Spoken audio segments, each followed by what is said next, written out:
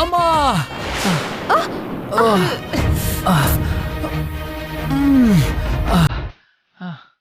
ನನಗಾಗಿರೋ ಗಾಯಕ್ಕಿಂತ ನೀನ್ ಕಟ್ಟಿರೋ ಕಟ್ಟಿಗೆ ನಂಗೆ ತುಂಬಾ ನೋವಾಗ್ತಾ ಇದೆ ಶಾಲಿನಿ. ಅಯ್ಯೋ, ಐ ಆಮ್ ವೆರಿ ಸಾರಿ ಭಾವ. ಅಯ್ಯೋ ಶಾಲಿನಿ, ಇಷ್ಟು ಸಣ್ಣ ಗಾಯಕ್ಕೆ ಅಷ್ಟು ದೊಡ್ಡದಾಗಿ ಯಾರು ಕಟ್ತಾರಾ? ಎದ್ದೇಳು, ನಾನ್ ಕಟ್ತೀನಿ. ಗಾಯ ಆಗಿರೋ ಕಡೆ ಅಷ್ಟು ಗಟ್ಟಿಯಾಗಿ ಗಂಟು ಹಾಕಿದ್ರೆ ಹೇಗ್ ಶಾಲಿನಿ? ಒಂದ್ ಕೆಲ್ಸ ಕರೆಕ್ಟ್ ಆಗಿ ಬರಲ್ಲ.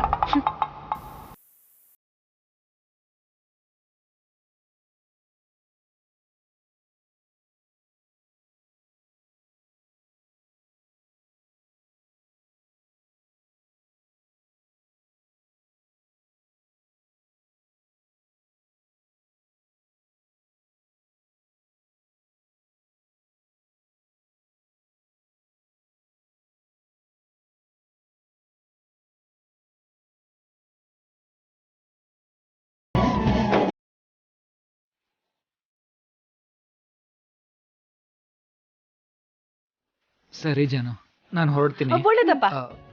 ಸರಿ ಸರಿ ಆಂಟಿ.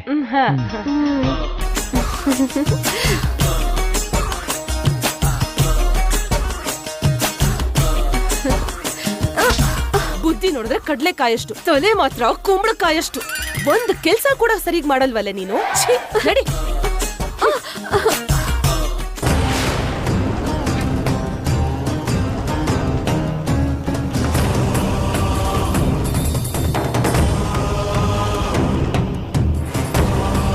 ಭಾಗ್ಯ, ಭಾಗ್ಯ, ಭಾಗ್ಯ ಎಲ್ಲಿದ್ಯಾ?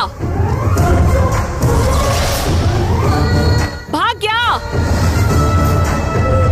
ಭಾಗ್ಯ, ಭಾಗ್ಯ.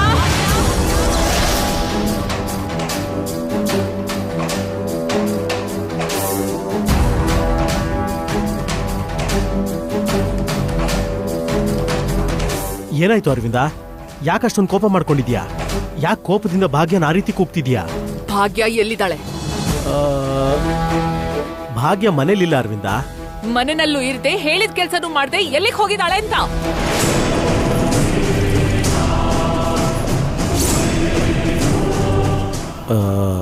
ಭಾಗ್ಯನ ವಿಚಾರ ಆಮೇಲೆ, ಅಷ್ಟಕ್ಕೂ ಟೆಂಡರ್ ವಿಷಯ ಏನಾಯ್ತು? ಟೆಂಡರ್ ಮಿಸ್ ಆಯ್ತು ಡ್ಯಾಡಿ.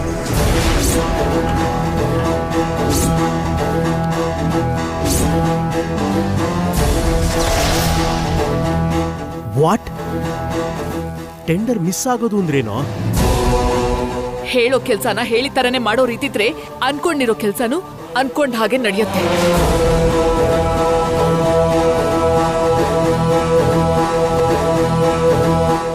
ಇವತ್ತು ಭಾಗ್ಯ ಮಾಡಿರೋ ಒಂದ್ ತಪ್ಪಿಂದ ನಮ್ಗೆ ಟೆಂಡರ್ ಮಿಸ್ ಆಯ್ತು.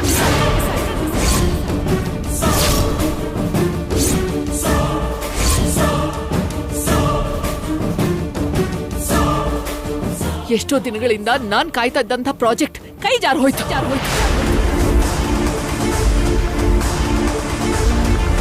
ಭಾಗ್ಯದಿಂದ ಮಿಸ್ ಆಗೋದೇನಕ್ಕ? ಹೌದು, ಭಾಗ್ಯನಿಂದನೇ ಈ ಪ್ರಾಜೆಕ್ಟ್ ಮಿಸ್ ಆಗಿದ್ದು. ಅಷ್ಟಕ್ಕೂ ಭಾಗ್ಯ ಎಲ್ಲಿ? ಹನ್ಸಿಕಾ, ನಡೆದಿದ್ದೇನೋ ನಡೆದು ಹೋಯ್ತು. ಈಗ ಇದ್ರ ಬಗ್ಗೆ ಯೋಚನೆ ಮಾಡೋದ್ರಿಂದ, ಎಲ್ರಿಗೂ ಹೇಳೋದ್ರಿಂದ ಯಾವ ಥರದ ಪ್ರಯೋಜನನೂ ಇರಲ್ಲ. ಜೊತೆಗೆ ನಡೆದಿದ್ದೆಲ್ಲ ಗೊತ್ತಾದ್ರೆ ಮನೆಯವರೆಲ್ಲ ನೊಂದ್ಕೋತಾರೆ. ಅದಕ್ಕೆ ಈ ವಿಷಯನ ಈಗಲೇ ಇಲ್ಲೇ ಬಿಟ್ಬಿಡು. ಒಳಗಡೆ ಯಾರ ಹತ್ರನೂ ಹೇಳ್ಬೇಡ, ನಾನ್ ಕೂಡ ಹೇಳಲ್ಲ, ಸರಿನಾ? ಇಬ್ರು ಒಂದೇ ಸಲ ಹೋಗೋದ್ ಕೂಡ ಒಳ್ಳೇದಲ್ಲ. ನೀನ್ 5 ನಿಮಿಷ ಬಿಟ್ಬಾ, ನಾನ್ ಹೋಗಿರ್ತೀನಿ. ಸರಿ.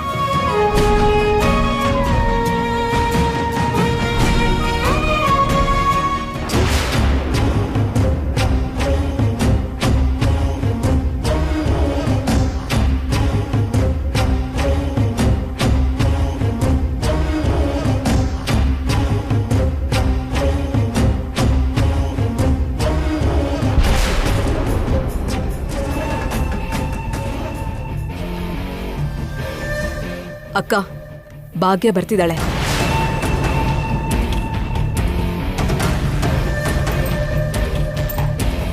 ನಿಂತ್ಕೋ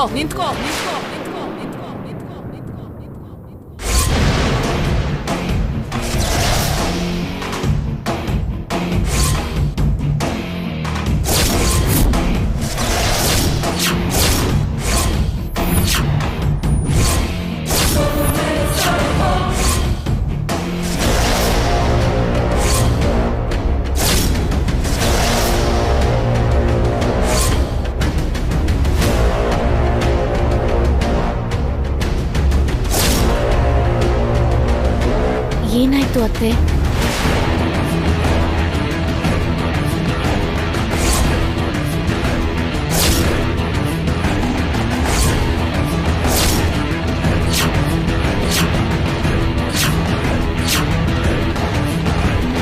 ಈ ಮನೆ ಒಳಗಡೆ ಕಾಲಿಡೋ ಅರ್ಹತೆ ನಿನ್ಗಿದ್ಯೋ ಇಲ್ವೋ ಅಂತ ಗೊತ್ತಾಗ್ಬೇಕು.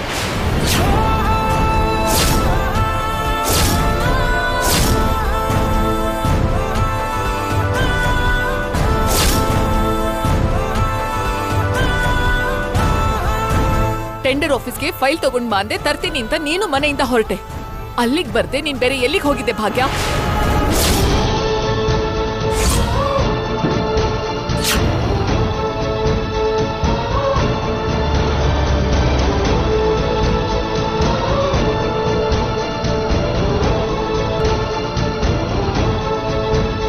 ನಿನ್ನೆ ಭಾಗ್ಯ,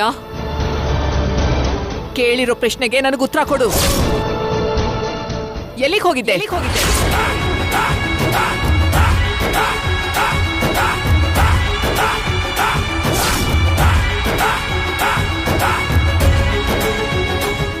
ಮಾಮ್, ನಾನು ಭಾಗ್ಯನ ಆಮೇಲೆ ಕೇಳಿ ತಿಳ್ಕೊತೀನಿ. ನೀವೀಗ ಸಮಾಧಾನ ಮಾಡ್ಕೊಳ್ಳಿ. ಸಮಾಧಾನ ಮಾಡ್ಕೊಳ್ಳೋದ? ಸಮಾಧಾನವಾಗಿ ಹೇಗಿರ್ಲಿ ಮಿತ್ರ?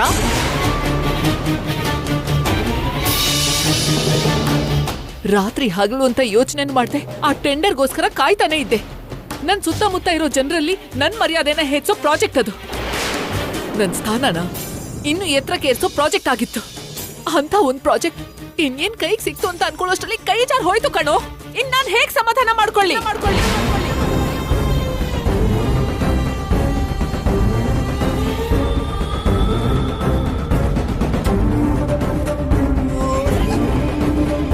ಹೇಳು ಭಾಗ್ಯ, ಫೈಲ್ ತಗೊಂಡು ನನ್ನ ಹತ್ರ ಯಾಕೆ ಬರ್ಲಿಲ್ಲ?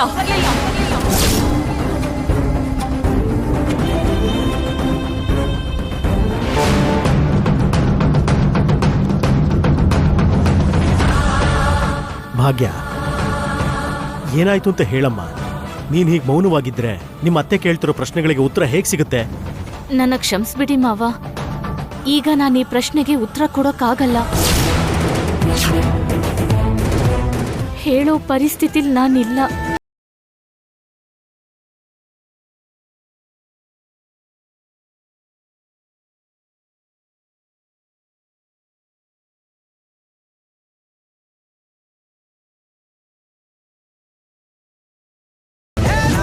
What nonsense!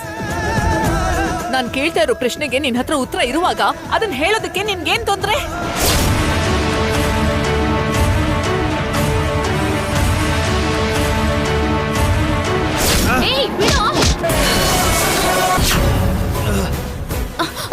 ಬಾ ಹನ್ಸಿಕಾ, ಬಾ.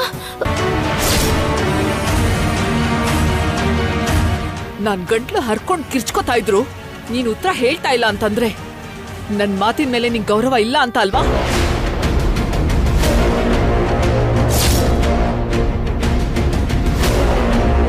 ಮಾಮ್, ಒಂದ್ ನಿಮಿಷ ಮಾಮ್, ನಾನು ಕೇಳ್ತೀನಿ.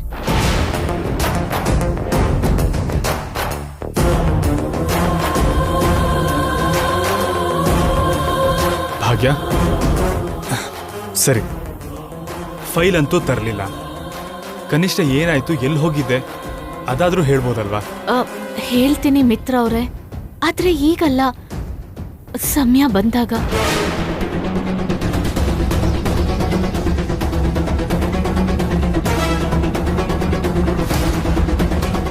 ಸಮಯ ಬಂದಾಗ್ಲಾ? ಯಾವಾಗ ಬರುತ್ತೆ ಆ ಸಮಯ? ಅಲ್ಲ, ಇವಳಿಗೆ ಏನಾಗಿದೆ ಮಿತ್ರ? ಬುದ್ಧಿ ಇದ್ದು ಮಾತಾಡ್ತಿದ್ದಾಳೋ ಬುದ್ಧಿ ಇಲ್ಲದೆ ಮಾತಾಡ್ತಿದ್ದಾಳೋ ನನ್ಗೆ ಅರ್ಥನೇ ಆಗ್ತಾ ಇಲ್ಲ.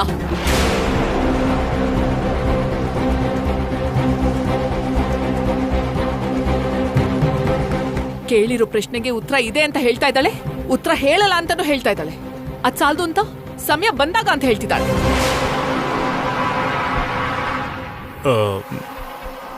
ಸರಿ ಬಿಡಿ ಮಾಮ್, ಆಮೇಲೆ ಹೇಳ್ತೀನಿ ಅಂತಿದ್ದಾಳಲ್ಲ, ಬಿಡಿ. ಆಗಲ್ಲ.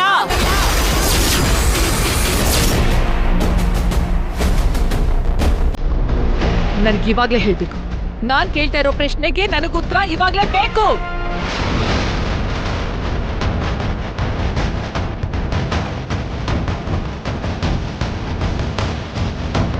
ಅರವಿಂದ, ನೀನು ಯಾಕೆ ಇಷ್ಟೊಂದು ಹಠ ಮಾಡ್ತಾ ಇದೀಯಾ? ಅವಳು ಹೇಳ್ತೀನಿ ಅಂತ ಹೇಳಿದ್ಲಲ್ಲ. ಯಾಕೆ? ಅವಳೇ ಅಷ್ಟು ಹಠ ಮಾಡ್ತಿರ್ಬೇಕಾದ್ರೆ ನನಗೆ ಇನ್ನೆಷ್ಟು ಹಠ ಇರ್ಬೇಕು?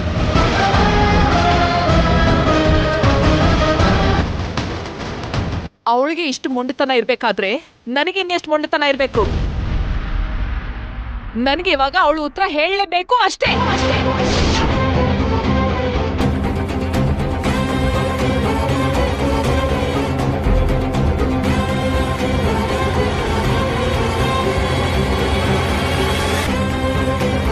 ಅದೇನು ಅಂತ ಹೇಳ್ಬಿಡಮ್ಮ ಭಾಗ್ಯ. ನೀನು ಟೈಮಿಗೆ ಸರಿಯಾಗಿ ಟೆಂಡರ್ ಪ್ಲೇಸ್ಗೆ ಹೋಗ್ಲಿಲ್ಲ ಅಂದ್ರೆ ಏನೋ ಕಾರಣ ಇದ್ದೇ ಹೀಗೆ ಮಾಡಿದ್ಯಾ ಅಂತ ನನಗನ್ನಿಸ್ತಿದೆ. ಆದ್ರೆ ನೀನು ಆ ಕಾರಣ ಹೇಳಿದ್ರೆ ತಾನೆ ನಮಗೆಲ್ಲ ಗೊತ್ತಾಗೋದು.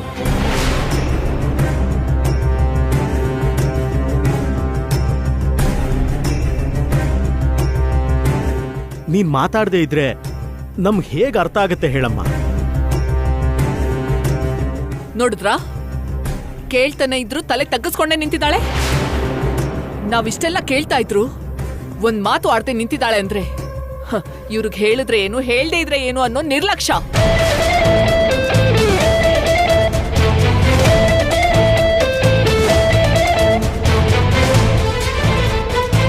ಸರಿ ಅರವಿಂದ, ನೀನ್ ಕೋಪ ಮಾಡ್ಕೋಬೇಡ. ವಿಷಯ ಏನಾದ್ರೂ ಇದ್ರೆ ಅವಳು ಆಮೇಲಾದ್ರೂ ಹೇಳ್ತಾಳೆ. ನೀನ್ ಒಳಗಡೆ ಹೋಗು. ಅಮ್ಮ ಭಾಗ್ಯ, ನೀನ್ ಒಳಗಡೆ ಬಾ. ನಿಂತ್ಕೋ.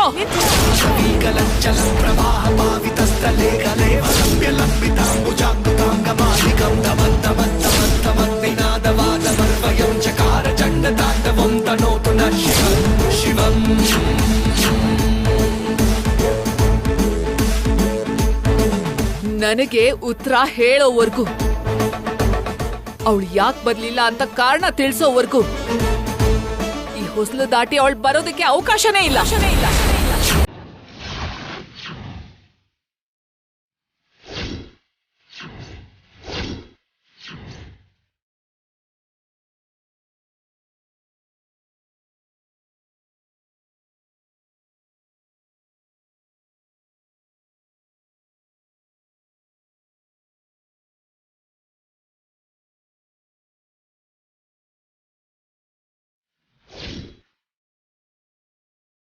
ಮಾಮ್, ಅದು ಮಿತ್ರ, ನೀನ್ ಮಾತಾಡ್ಬೇಡ. ನನ್ ಮಾತುಗ ಅವಳು ಗೌರವ ಕೊಡ್ದೆ ಅವಳಿಗೆ ಇಷ್ಟ ಬಂದ ಹಾಗೆ ನಡ್ಕೋತಾನೆ ಇದ್ರೆ ನಾನು ಅದನ್ನ ಸಹಿಸ್ಕೊಳ್ಳಲ್ಲ.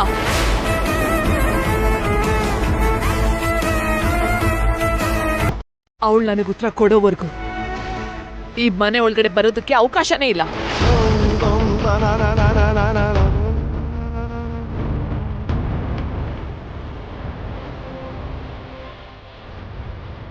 ಇದೇನಿದು ಅರವಿಂದ? ಮನೆ ಹೊರಗೆ ಇರಬೇಕು ಅಂದ್ರೆ ಇದ್ಯಾಕೋ ಸರಿ ಕಾಣಿಸ್ತಿಲ್ಲ. ಮನೆ ಒಳಗಡೆ ಬರೋದಕ್ಕೆ ಹೇಳು. ಆಗಲ್ಲ ಅಂತ ಹೇಳ್ತಾ ಇದ್ದೀನಲ್ವಾ?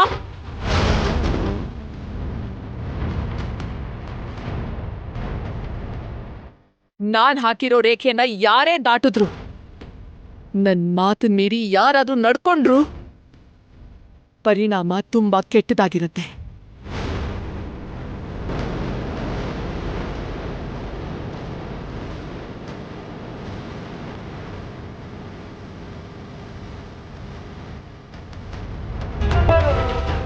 ನೆನ್ಪಿಟ್ಕೊಳ್ಳಿ.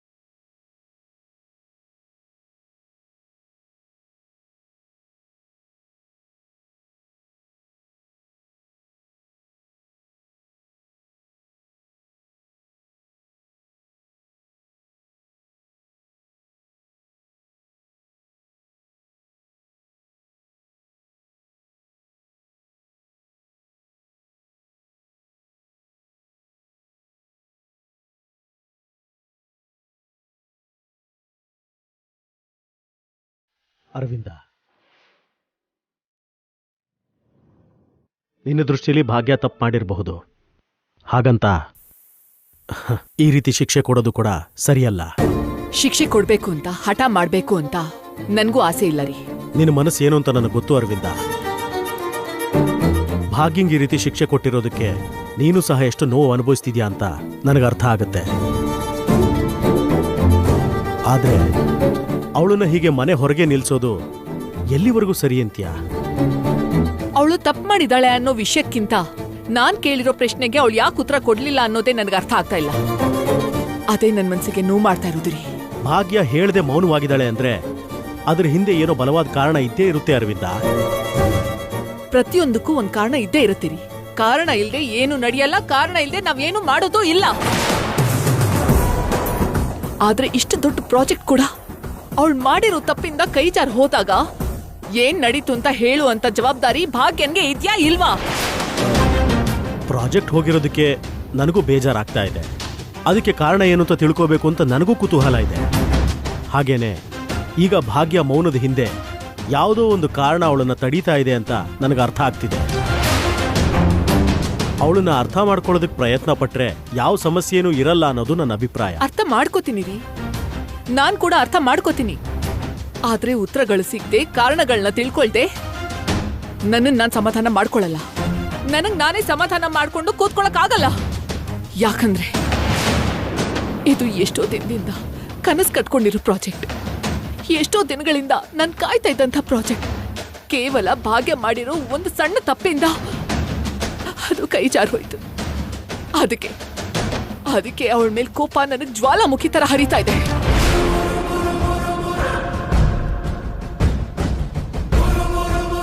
ಬೇಡ ಅರವಿಂದ, ಈ ಕೋಪ ತಾಪಕ್ಕೆ ಗುರಿಯಾದ್ರೆ ಯಾವ ಪ್ರಯೋಜನವೂ ಇರಲ್ಲ. ಒಂದು ವಿಷಯ ಹೇಳಬಲ್ಲೆ, ಭಾಗ್ಯ ತುಂಬಾ ಜವಾಬ್ದಾರಿಯಿಂದ ಇರ್ತಾಳೆ. ಎಂಥದ್ದೇ ಕಷ್ಟ ಆದ್ರೂ ತನ್ನ ಭುಜದ ಮೇಲೆ ತಾನೇ ಹೊರತಾಳೆ. ಅದು ನನಗೆ ಚೆನ್ನಾಗಿ ಗೊತ್ತು. ಅಂಥದ್ರಲ್ಲಿ ಇಷ್ಟು ಮುಖ್ಯವಾದ ಪ್ರಾಜೆಕ್ಟ್ ಅಂತ ಗೊತ್ತಿದ್ರೂ ಸಹ ಅವಳು ಸಮಯಕ್ಕೆ ಸರಿಯಾಗಿ ಫೈಲ್ ತಗೊಂಡು ಬರಲಿಲ್ಲ ಅಂದ್ರೆ ಒಂದು ಸಾರಿ ಏನಕ್ಕೆ ಅಂತ ಯೋಚನೆ ಮಾಡು. ಅವಳ ಸ್ಥಾನದಲ್ಲಿ ನಿಂತು ಯೋಚನೆ ಮಾಡಿದ್ರೆ ಆಕೆ ಮಾಡಿರೋದು ತಪ್ಪಲ್ಲ ಅಂತ ಅನ್ನಿಸ್ಬಹುದು. ಪ್ರತಿ ವಿಷಯನೂ ಬೇರೆಯವ್ರ ಸ್ಥಾನದಲ್ಲಿ ನಿಂತು ಯೋಚನೆ ಮಾಡಿದಾಗ ಅದು ಸರಿ ಅಂತಾನೆ ಅನ್ಸೋದು ರೀ. ಹಾಗೆ ಯೋಚನೆ ಮಾಡೋದ್ರಿಂದ ಅವ್ರು ಮಾಡಿರೋ ತಪ್ಪು ಸರಿ ಅಂತ ಅನ್ಸ್ಬೋದೇನೋ, ಆದ್ರೆ ಅದು ಸರಿ ಆಗೋಗಲ್ಲ. ಇದೇನಿದು ಅರವಿಂದ? ನೀವ್ ಏನ್ ಬೇಕಾದ್ರೂ ಎಷ್ಟ್ ಬೇಕಾದ್ರೂ ಹೇಳಿ, ಆದ್ರೆ ನಾನೊಂದ್ ಪ್ರಶ್ನೆ ಕೇಳಿದಾಗ ಅದಕ್ಕೆ ಸರಿಯಾದ ಉತ್ತರ ಕೊಡೋ ಅಂತ ಬಾಧ್ಯತೆ ಆ ಭಾಗ್ಯನ್ಗಿದೆ. ಭಾಗ್ಯ ನನಗ್ ಸರಿಯಾದ ಉತ್ತರ ಕೊಡೋವರೆಗೂ ಅವಳಿ ಮನೆಯಿಂದ ಆಚೆನೆ ಇರ್ತಾಳೆ. ನನ್ನ ಈ ನಿರ್ಧಾರದಲ್ಲಿ ಯಾವುದೇ ಬದಲಾವಣೆನೂ ಇರೋದಿಲ್ಲ.